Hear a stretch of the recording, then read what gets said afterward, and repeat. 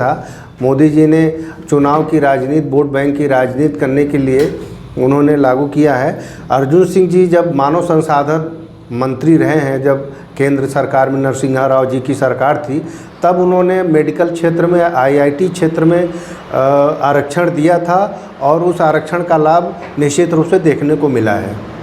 अभी कमलनाथ जी मध्य प्रदेश में 27% आरक्षण ओबीसी को दे रहे थे, तो उस पर बीजेपी वालों ने विरोध किया था। शायद कैबिनेट में पास हो गया था लेकिन विधानसभा में नहीं पास, उसका हाई कोर्ट में स्टे चल रहा है। जी, निश्चित रूप से भारतीय जनता पार्टी का दोहरा चरित्र रहा है।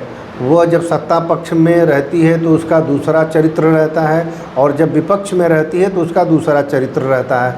वह निश्चित रूप से वो विकास की धारा में जोड़ने का काम नहीं करती, बल्कि समाज को विखंडित करने का काम करती है, चाहे वो धर्म के नाम पर हो, चाहे जाति के नाम पर हो, चाहे क्षेत्र के नाम पर हो।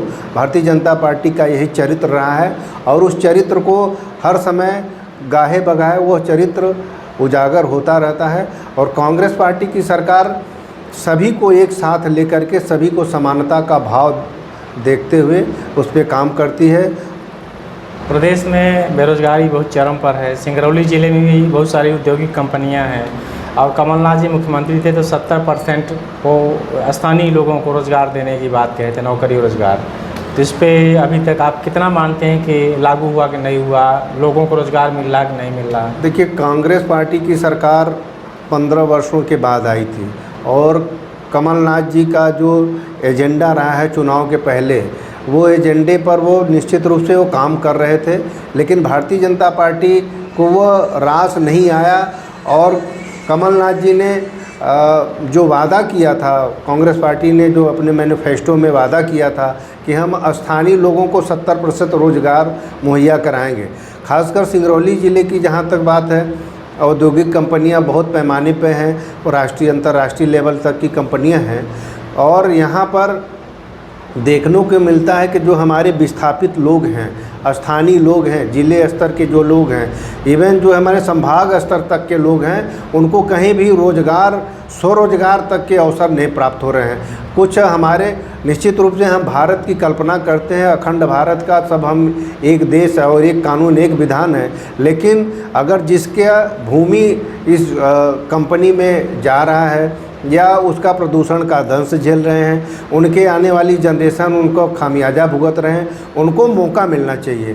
कांग्रेस पार्टी की सरकार थी, सर्वे करा करके सूची मंगाने का काम किया था, लेकिन भारतीय जनता पार्टी की सरकार में ऐसा कुछ देखने को नहीं मिलता है। प्रायः यह देखा जाता है कि जो कंपनियां जिस क्षेत्र की होती हैं उस क्षेत्र से अपने साथ में वर्कर लेके आते हैं और उन वर्करों से अपना कार्य कराते हैं। स्थानीय लोगों को कहीं भी किसी भी तरह का उनको रोज़गार, स्वरोज़गार और नौकरी नहीं मिलती है। और यहाँ सबसे ज़्यादा भारतीय जनता पार्टी के जो सरकार के साथ साथ स्थानीय जो जनप्रतिनिधि हैं भारतीय जनता पार्टी के, चाहे वो स्थानीय विधायक हों, चाहे स्थानीय सांसद हो, चाहे स्थानीय महापौर हों, चाहे स्पीकर हों, सभी, या भारतीय जनता पार्टी के चाहे जिलाध्यक्ष हों, सभी अपना अपना कोटा तय कर लिए हैं कि संबंधित कंपनी में हमारे इतने व्यक्ति को रखा जाए और इसके अलावा उनको कोई लेना देना नहीं है।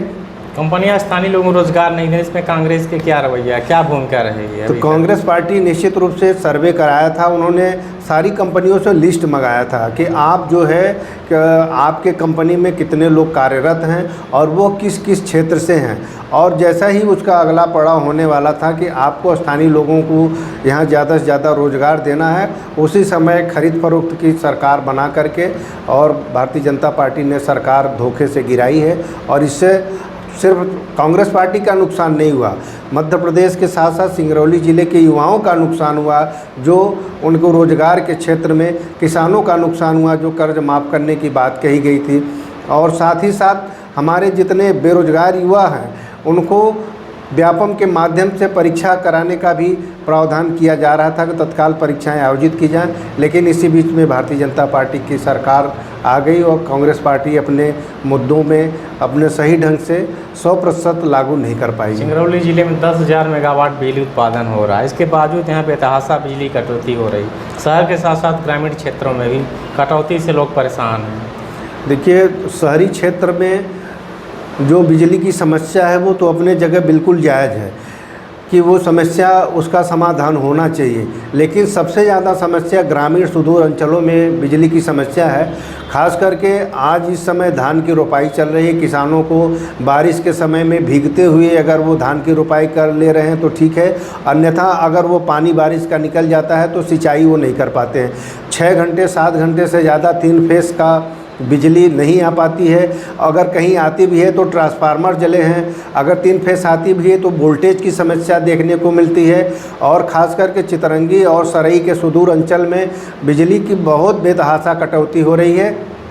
कटौती के साथ साथ बिजली का बिल मनमाने ढंग से रीडिंग, जो मीटर रीडर हैं वो रीडिंग नहीं लेने जाते हैं, घर बैठे वो रीडिंग लिख लेते हैं। इस पर कांग्रेस अपनी क्या भूमिका निभा रही है? कांग्रेस पार्टी समय समय पर जनता की आवाज़ बन करके, किसानों की आवाज़ बन करके संबंधित अधिकारियों को ज्ञापन देती है, संबंधित अधिकारियों को चेतावनी देती है और संबंधित अधिकारियों को आंदोलन के माध्यम से अपना एक एजेंडा देती है और मैनिफेस्टो देती है और जानकारी देती है कि संबंधित किसानों का बिल इतना ज़्यादा आ गया है, बहुत ज़्यादा बेतहाशा बिल आ गई है, कहाँ ट्रांसफार्मर ख़राब है उनकी सूची देती है, कहाँ पर लोगों को बिजली नहीं मिल पा रही है उसकी सूची देती है। अभी कल ही मध्य प्रदेश कांग्रेस कमेटी के निर्देशानुसार शहर कांग्रेस अपने स्तर से मोरवा में कार्यक्रम धरना प्रदर्शन का कर रही है। ग्रामीण जिला अध्यक्ष जो तिलकराज सिंह जी पूर्व सांसद हैं उनके नेतृत्व में जो है रजमिलान में कार्यक्रम जिला स्तरीय किया जा रहा है और माड़ा एसडीएम को ज्ञापन दे करके बिजली समस्या के समाधान के लिए अवगत कराने का काम किया जा रहा है।